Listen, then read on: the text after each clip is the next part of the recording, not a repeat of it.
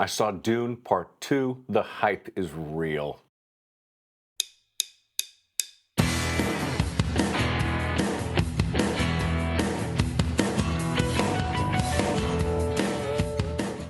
Thanks for tuning in to the Tom Patelson Show. Hi. Yeah, Dune Part 2. It's what I've been waiting for. It's what I wanted. After reading the book, the original book in 1989, I've been looking forward to a decent adaptation, and my goodness, this was so good. It was everything I wanted. As far as my Dune cred goes, I've read the first 5 books in this series, which is Dune, Dune Messiah, Children of Dune, God Emperor of Dune, and Heretics of Dune is the 5th one. And I didn't read Chapter House Dune, which is Frank Herbert's last book before he passed away in 1986. And then his son and some other folks took on writing more about the series. And there's a ton of Dune books and Dune articles and Dune short stories, Dune comic books. It is all over the place. I've only read the first 5, so that's my Dune cred. And I absolutely love this movie. I mean, yeah, rumors are true. It stands up. It is so, so good. First of all, let's talk about our senses, what we're seeing and what we're listening to. Everybody asked me where I saw it, and I have to say I saw it in an AMC theater in Dolby Surround Sound, one of their big theaters with the reclining seats, because I'm old and my comfort is very important to me. And seeing so I saw the first Dune during the pandemic, I got to see it on my couch with the pause button and my headphones on. Yeah, seats are important. Brilliant, amazing. The graphic design is incredible. You feel like you're in the desert, even though it was shot on a desert, but you feel the coldness and the isolation and the quiet of a desert. There are brilliant and immaculate scenes shot on Gidi Prime, which is the Harkonnen house world, or the Harkonnen. Again, the pronunciations are different in the movie than it was in this movie, and I don't care. The Harkonnen home planet of Gidi Prime is all done in a stark black and white. It is amazing.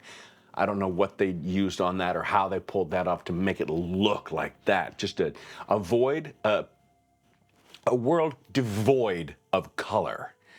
Just a dark, desolate. Oh, so good. That's a great scene. And the sound was amazing.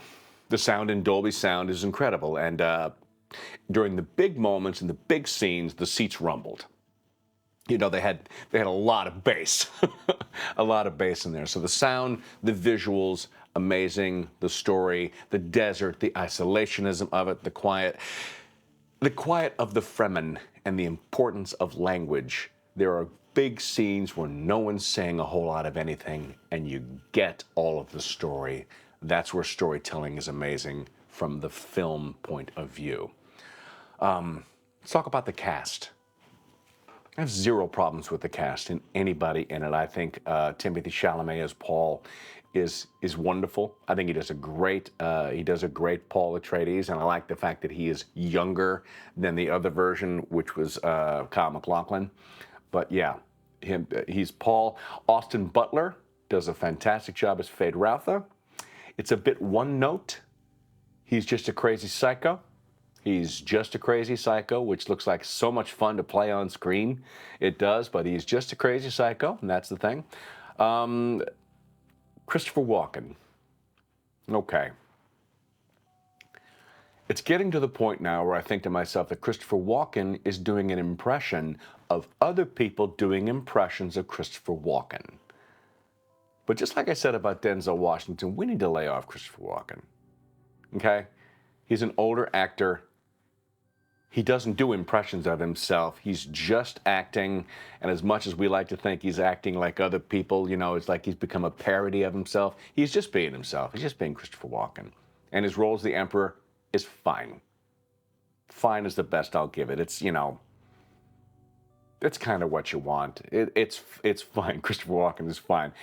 What are the differences between the book and this one? Because there are a bunch, and yet it is still really true to the book. They leave a lot of stuff out that I think would have helped people understand a little more, like the importance of the spice melange, which I think is mentioned in the first movie, and it's not mentioned in the second movie, its name or why it's important. It's what they use to travel through space. It's what they use to fold space. It's for commerce. You use it as an exchange. It is the everything. It's the most important thing in the Dune universe is the spice melange. So that's how important it is. They didn't explain that. The Christ knife, or the Chris knife, depending on how you want to pronounce that, is Paul's knife. And I don't believe it is mentioned that that is made from a worm's tooth. I think that might be in the first one. It's not mentioned in the second one, which makes sense when Paul says, by the way, spoiler alert here, when Paul says, may my blade chip and shatter. Well, knives don't chip and or shatter unless they're made out of bone.